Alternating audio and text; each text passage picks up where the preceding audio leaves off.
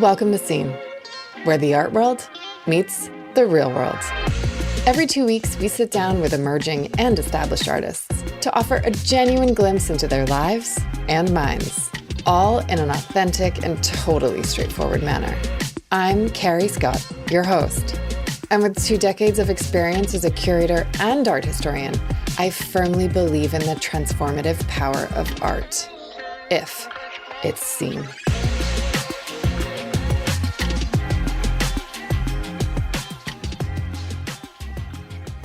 Okay, with this one, we stepped off the beaten path to introduce you to a remarkable emerging artist, Jeffrey Melo.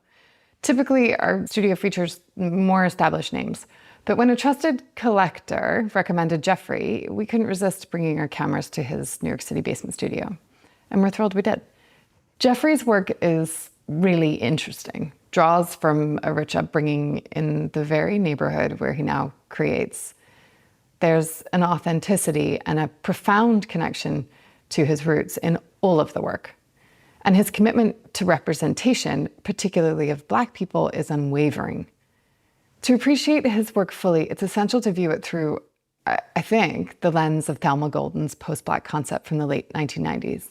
This vision embraces a nuanced understanding of Blackness, one that celebrates complexity, multiplicity, and individuality. It rejects monolithic identities in favor of a fluid, dynamic Black culture filled with diverse voices and perspectives. Jeffrey embodies this post-Black paradigm. His art transcends traditional boundaries, explores intersection of race, gender, sexuality, class. He's challenging stereotypes and celebrating the richness of Black culture, illuminating stories often left in the shadows and histories that, frankly, I didn't know before I got there. So pay attention as we dive into the world of Jeffrey Melo.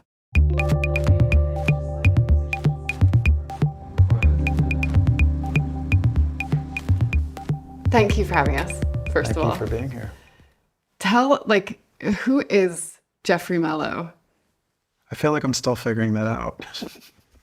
It's a loaded question. I feel like I'm a lot of things. I think at the core of everything, I am someone compelled to create, someone who's compelled to make, I'm compelled to express, just someone who feels, I guess. I think everyone's an artist, as long as they apply. It's a practice in the sense of, it's not just my thing, but I enjoy it, comes natural, and I think by nature I am, but I think everyone can be. How did you end up painting? I come from a family of very good drawing artists. I didn't really start painting until college. So I think I learned technically how to paint when I was at the University of the Arts. So are they all people or composites of people? Do you work from a photograph of someone, or are any composites? I mean, let's start with that. I have a couple different approaches. Sometimes I'll have an idea of what I want to represent or a composition. I'm often inspired by photographers, and it's kind of a play on everyday life that's not being acknowledged or viewed by a certain canon. And I want to put my filter through these works. So when I pick people for those paintings, I try to get someone that I feel fits the role of the person that I'm trying to portray, like the narrative, the origin, the familiarity. I want them to feel connected. And that's one of the major ways that I will get someone to be a part of a painting is I have an idea. I think they may or may not be perfect, but maybe they will be.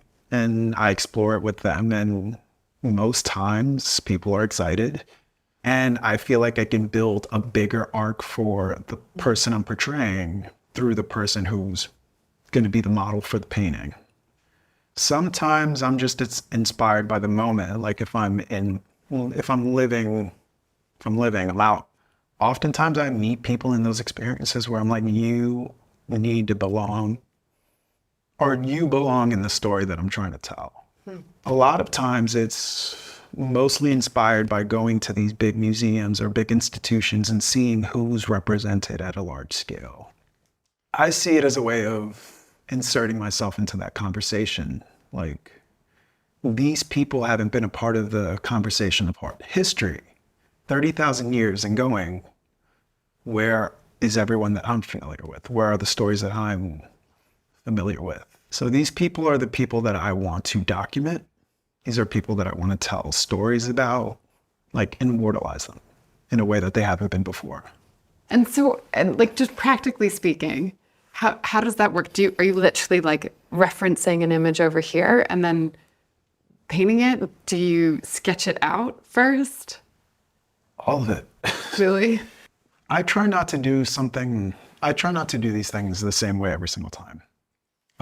For example, like the painting behind me, I drew it out first, and then I started to add figures, and I'll probably add a background, but none of it was decided first. I started with colors. Like, what colors do I want this to evoke or express? Like, what do I want to feel when I paint these colors? And I start there. And then I'll add a figure, and then I'll add a background, or I'll add objects. Sometimes I start with the technical drawing because I'm trying to be very specific about what I'm saying. So I'll start with the composition, I'll start with the background, I'll start with the lighting, I'll map it all out, I'll get very institutional about it, I'll figure out the image before I work on it, and then I'll get my subjects, I guess, or the actors of the painting. But I do it all. Like, I'll start very technical, I'll start abstract, I'll start with one painting and then decide this needs to be something different and then just completely paint on top of that. So all of it. I love the idea that you're meshing these real world moments with a kind of fiction that's in your head, and that they're smashing together in the work. And that wasn't something that I appreciated until we just started talking, because your work is so photorealist, right? That I just hadn't appreciated that yet. Thank you. What, there's a few new works around here where these images are either emerging or being obscured. And that obviously feels like a new move for you. Can we talk about those a little bit and what the plan is with those, or why you started those? So I started those on accident. I did a painting and I wanted to cover over it. And something that artists do. Cover over it because you were like, yeah, it doesn't feel right, or it's not the moment, or I did it. I got what I needed out of it. And now it's time to move on, and this doesn't need to exist anymore. And for the artist, that's just fine. For other people, it's like, archive everything. I just took a deep breath. I know. And there's some paintings where I go back and forth. Is like, is this worth saving even though I don't like it? And I have those. But there's some where I'm just like, no one needs to see this because it's not for them. It's for me. And there's a lesson in both of those experiences, is that I can always do it again. Once I do it, now I know I can do it again. It doesn't work for everyone. But for me, I feel like that makes me safe in the process. I think of Carrie James Marshall taking one drawing or one painting and doing something completely different on that same thing every week for like 6 weeks straight, and learning to destroy your creation to create something new and to build on what you love, right? So back to the original question, I found some accidents that I enjoyed. I started to section off certain areas that put focus on some of the more evocative parts. Emotive, for sure. Yeah, and a lot of times I like to focus on eyes. Like, I think you can get a lot from eye contact and where the eyes are looking, how the eyes are expressive. And it can be something slight. Like, you can turn someone from very angry to very scared to very happy with like 2 little marks, right? You can change someone's face completely just by doing 3 things.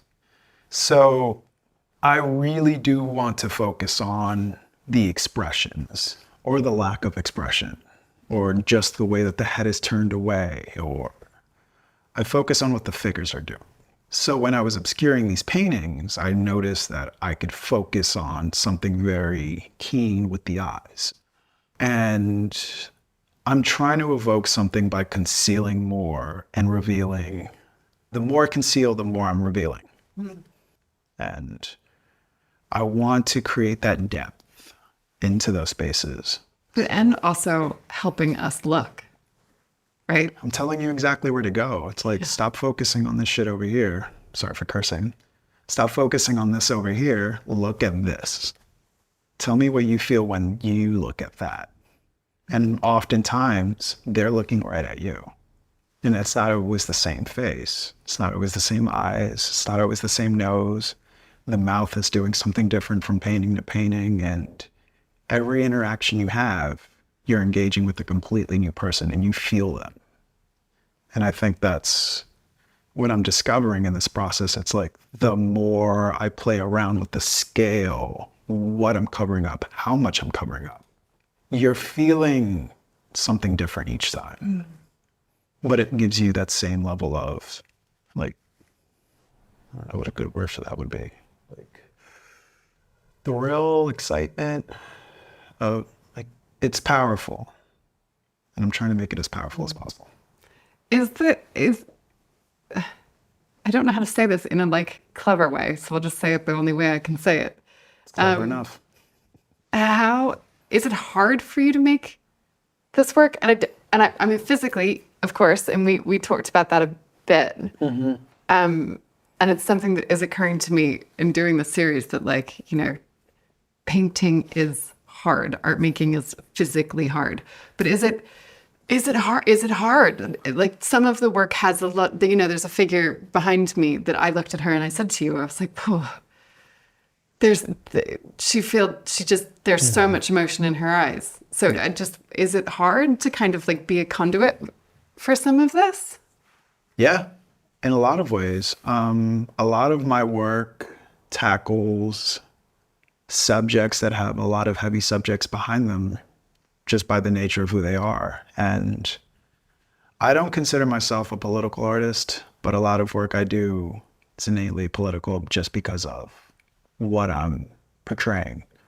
I'm not taking any sides or any points, but when I show you something, it's literally how I see it, because this is what I've seen, or how I felt, because this is what I felt when I saw it. But I'm not giving anyone a prompt to make a decision on behalf of what I say in that sense. But yeah, they're hard because it's not only physically hard. You know, painting is awkward, messes with your posture, messes with your bones. But physically, emotionally, tackling a painting with a heavy subject, that's something that's going to get me very emotional, or it's going to provoke me. Sometimes you have to step away and do something different, because it's like, how long can I look at something that's been upsetting me? And if it's a difficult painting, now I'm spending weeks thinking about this one subject that really lit a fire under me. Do you have like hopes and dreams for the work? Like, do you have a goal? Do you have a destination? I think about this question a lot, because the determined worker in me has all of these plans for my work. And then the dreamer in me realizes that all of this is going to go away at some point. And even if this reaches the places that I would like for it to reach one day, I'm going to be gone. I'm not even going to be here for that opportunity. Someone else will have to do it on my behalf. So yes and no. I think innately I feel compelled to make it. I feel compelled to express it. And I think doing that in itself is enough for me. But I also feel like I have an opportunity to contribute to the conversation of art history. And in doing this work, naturally that will happen. And I'm creating a lot of work where I feel like the representation has been non-existent for thousands of years. Like, history books could be written about everything, but they haven't been, or they've been destroyed. And they continue to be destroyed in different ways. So in one way, I feel like it's kind of a duty of every artist to document their time. Like, we are the true historians of society. And that's not a responsibility that we take on initially because that's what we think, but it's just happenstance. Like, you look at most of art history, it usually correlates with what happened in history. And I think it would be irresponsible for me to not think about that when I make work. Because if it's going to last another 400 or 500 years, I better make sure it's saying exactly what I felt at the time. And then continue to make work to then come back to it and be like, the footnote for this era has now become this era. I'm like, it's another way of showing my growth. I'm only smiling because one of the things that I was chatting about on the way up here with the director, Andy, who's over there, was that these people are so now. Most of them are so now. Their clothes, their expressions, like it's so contemporary, and the like photojournalist style places them even more here, right? Because we're surrounded by images, and we all know that more people take more photos than ever, and so we were talking about it and saying these paintings could only be made today, and yet they're talking to a history that goes way back, right, to portraiture commissioned by rich white men for their drawing rooms, right? And that balance is, it's actually not a balance, it's a tension. And I dig it. It's good. Cool. Appreciate that. What do you think people don't understand about what artists do or about what you do? I don't really think about that. I'm selfish in that way. I don't worry about what other people think.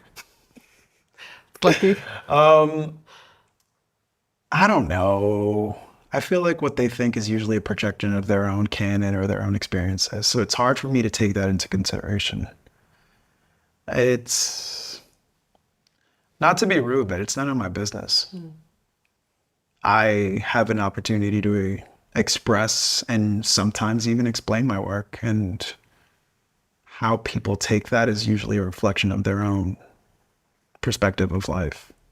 So I think it's interesting to hear it, because then I can learn more about the people that express something about my work than I do about my work.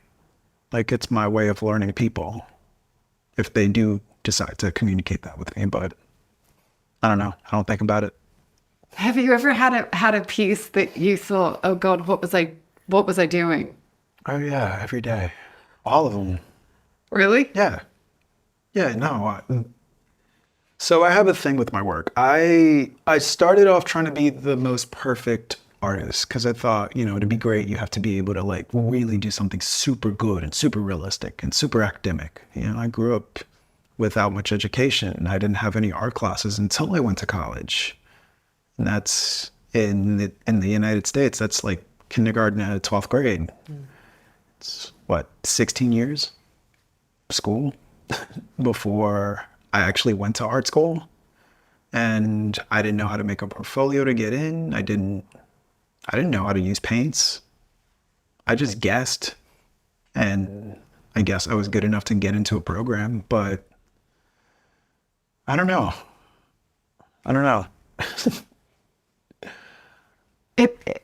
It also occurs to me, right, that there's a game of memory here, right? We're talking about the piece behind you and how it's meant to, and it does feel like a forgotten photograph, and it feels like you're trying to hold on to your memory of things. Would that be accurate? In a lot of ways, yeah. I think it's accurate in the sense of, if we look at art history, I mentioned this, like, we haven't been included. We haven't been given an opportunity to know that we can include ourselves. And it was never something that we were aware of.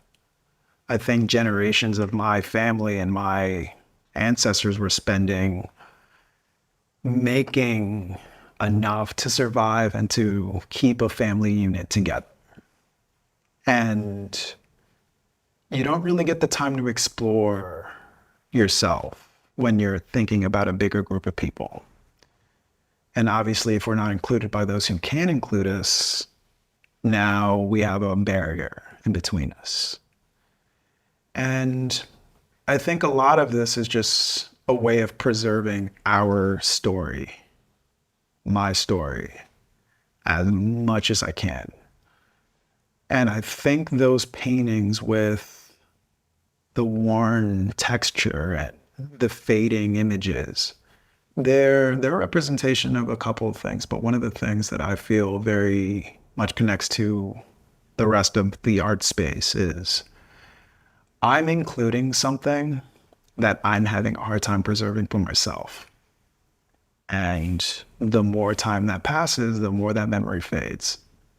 But the fact that I still have it, although it's worn down, it's beaten up, it's torn, it makes it even more beautiful because it's like I'm trying my darndest to keep it alive. Yes, a lot. And I do keep it alive as long as I can until the next person revives it, you know?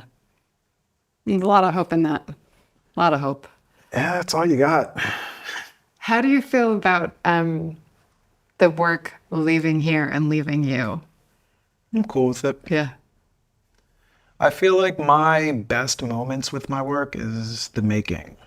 Like, people look at the paintings and they think, oh, this is beautiful, this is gorgeous, this is this and that. I experience all of it as I put it together. You know, I bring these people to life, literally and figuratively. Not literally, but I bring the paintings to life. And that whole process is just an amalgamation of making a giant mess that I later have to clean up. So going back to the question of like, do I ever regret something that I did? Yeah. And the minute that I keep working on it, so I'm like, I shouldn't have done this. This sucks. But if I decide I need to continue, eventually I'll get to a space where I hit the aha. That's it. And then I can build. So that whole journey for each painting, for me, is the art itself. It's performance, except I do it for myself. I don't do it in front of an audience, you know? So when they leave here, people get to see the final result. You know, they on that, and there's a lot to talk about there, but personally, once they get to do that, I'm done. Also, New York City is very expensive. It's hard to keep the space. So, but I love that idea, right? That the painting becomes a documentation of an act, right? That it's this active thing, not a passive. Like I've painted a picture, I've taken a picture, right? Like I did something that you're more sort of present in the work. If there was one work that was put out in the world and it was saying one thing, what would that be? That's really hard. Right, we've touched on representation, which, like, God, we need that, right? But if it was like screaming one thing loudly, what would it be? Presence? I mean, energy. I think I want to give an energy off that just screams, it is what it is. It's going to be what it's going to be. Deal with it. I feel like telling the stories that I'm trying to tell, or in some cases, in some instances, I'm unpacking a lot of history that I, as a first generation American, whose family's from the Dominican Republic, we have a lot of hidden history of our origin and the island that we share. And I think a lot of it is for me to unpack and learn about myself a little bit more from the sense of actual history, not the sense of learning how we were taught by those who colonized us for a couple centuries. Learning what makes us who we are without diminishing our original traditions, and understanding how that connects to who we are today, because they're very real, but they're not honored. I don't think they're honored fully because there's no agreement on how they came to be. So a lot of it is me unpacking and learning as I go. Again, I'm just documenting how I see things. The next step is making the work so that I could have the conversation after, specifically with people in my community and hopefully with the newer generation who has open eyes.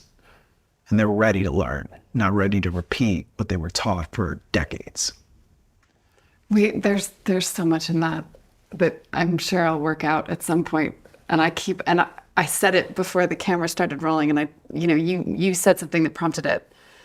But there's this thing of ghosts, and I can remember being young and walking around some of those classic European museums, or even like the Frick here, right, Yeah. with portraits everywhere, and feeling like there were ghosts and making up ghosts, right, that were kind of following me around. And so then again, there's this like funny contradiction in your work that it's so present and it's so now, and I feel like I could see her on the street or him on the street, but then there's also this like ghostly presence in here. Sounds really new agey, and it shouldn't, and I'll probably figure out a better way to say that, but these people are here. I think Yes. even in my like my cultural history, like spirits are a very real presence, and they're different manifestations of what they are. Everyone has a different definition or a different visual for what that means for them, but however you want to decide it, it could just be an emotion that's evoked by your memory. Like that alone in itself is a version of a spirit that's coming to light. And I try really hard to immortalize the people that I portray because I want them to live forever, because we're not going to. So if I can make them feel like spirits that are in a room with you, I think I did my job in communicating something. Like I want to express humanity in my figures. I want to express a certain level of empathy that either comes from what you're looking at or comes from you, the viewer, something that you see in the painting that's now evoking that to come out of you. I want all of that to be active. And in a way, that is a spirit, because now that lives with you. They follow you around. You're not gonna forget it. But I want it to be good spirits. Those exist too, Yeah. You only see horror movies, but Yeah. they're different. There are different ways of experiencing these things. Like in my culture, we do a 9-day candle visual when someone dies. So we gather everyone up in a house. We do like 2 hours of prayer. We light candles. Everyone comes and we do the thing. And we do that for 9 days straight. And it's a practice that still, I get why it has such an impact, because you're revitalizing an energy that recently passed. You're gathering up all the people that love that person. You're eating with them, you're communicating with them, you're singing, praying with them. And it immortalizes them because now you're creating new experiences with people that you haven't before. They can be your family, or they can just be neighbors from down the street. They can be people from your congregation at whatever church you go to, whatever religion you practice. But all of these people had one thing in common, at the very least, and that's the deceased. So bringing them together and creating this moment of remembrance or praise or worship, you're now immortalizing them forever. Their spirit will live with you for having gone through that. Even, without making someone feel like they are religious or spiritual. You're performing a spiritual act, which will bring that in or bring that out of you. There's so much grace in that. Try. You have to have grace. There's like starting these, there's no sort of a graceful way to stop these things. But I'll ask one final question that I am asking of all the artists, which is, if there was one artwork that you could own, either like a personal one or someone else's? Is there something that springs to mind? And it's totally fine if there isn't. An artwork that I can own all time All time. No, like no budget. Money's no object. for a specific reason, I would own The Last Supper. Wow. Here's why.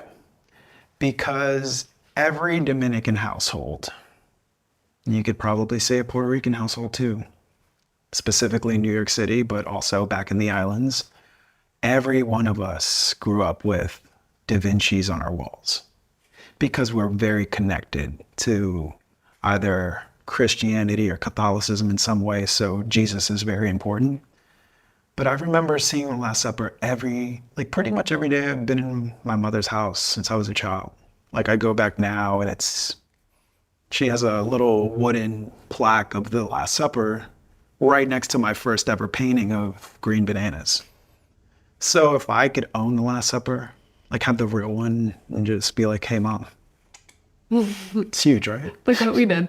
Yeah, it's gigantic. It cost a lot of money and it's impossible to keep this way, but it's yours now. Like that would be fun. But yeah, I would win the Last Supper contest of all the households. I love that. Yeah. I love that. Thank you. Thank you.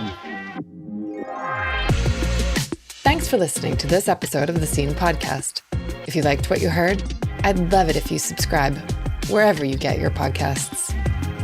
And if you want to connect with us between episodes, follow us on Instagram at WatchSceneArt. I'm Carrie Scott, and I'll see you next time. Get it?